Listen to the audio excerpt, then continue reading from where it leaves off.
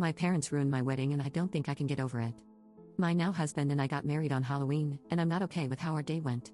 We didn't want anything big, just close friends and family at the courthouse, dressed in costumes. There were supposed to be 12 adults and 1 child on our guest list. Let's start with the night before. My husband got sick, and he took the whole day to recover. The plan was to get my nails done, have my mom French braid my hair, then go home, help him feel better, and pack. When I got to my parents' house, my mom informed me that my 2 aunts weren't coming, and that she had invited my cousin. First of all, I didn't want him there. Secondly, she told me this as my dad was on the way to pick him and my sister up.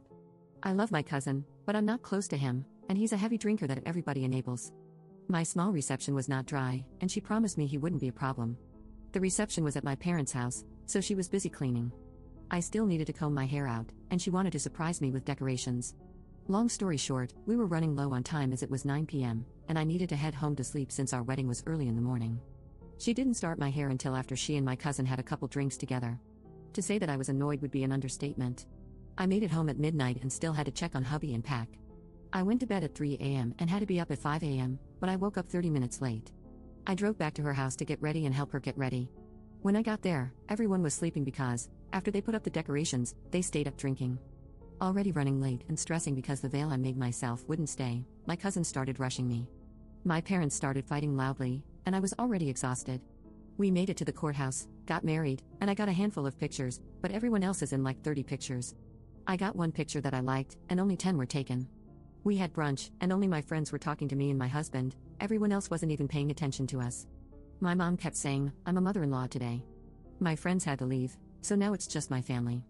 My cousin is super intoxicated, won't stop talking, and no one is listening to me. The only person that keeps checking on me is my husband. Eventually, I got overwhelmed, and we checked into our hotel to take a nap. 2 to 3 hours later, we headed back to the house to give everyone a second chance. However, they were clearly more intoxicated and loud. Cuss words were flying, and my husband tried to calm me down by telling me to start playing our wedding playlist that we made ourselves. The entire time, my cousin was complaining about the music. He wanted us to play more hardcore rap. Now, I wasn't opposed to song requests and even played some songs he requested. But every song that wasn't his, he complained about, asked me to turn it off, or questioned why I would play that song. Our first dance was to Can I Have This Dance from High School Musical, and he asked me to turn it off. When we were ready to cut the cake, no one came and took pictures. No one was even in the room with us because my cousin was drunkenly rapping some hot garbage. My wedding day didn't feel like my day. I had no say in anything, no one paid attention to us, and I have only 1 picture. This was supposed to be the happiest day of my life, but here I am. I'm crying at 4 a.m. on Reddit, with no sleep, while my husband sleeps peacefully.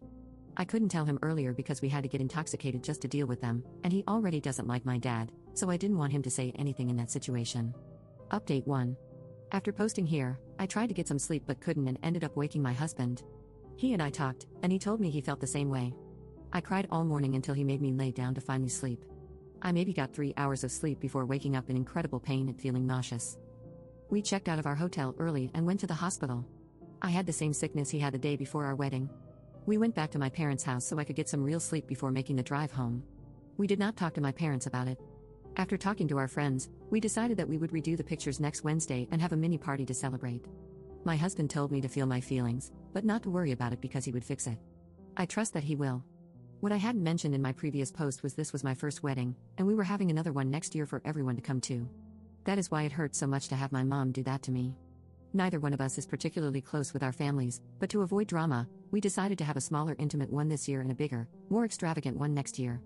After what happened with this wedding, we both made the decision that my mom would never have the opportunity to do this to me again, and she will have no say in the next one. We did eventually talk to my mom about her actions, and it went about as expected. She made herself out to be the victim and portrayed me as the bad guy. She used my aunt's passing as an excuse to invite my cousin. She also told me that she asked if he could come but didn't see that she gave me no way to say no. She doesn't understand how she ruined our day. The apology I received was, "I'm sorry you feel like I ruined your day." Eventually, I gave up trying to get her to understand how she ruined it, and the fact that we weren't mad at her, just extremely hurt. I did tell her that there was no way for her to make this up to me, and apparently, that was the wrong thing to say. I endured her words until she got off the phone, and then cried into my husband's chest until he made me laugh.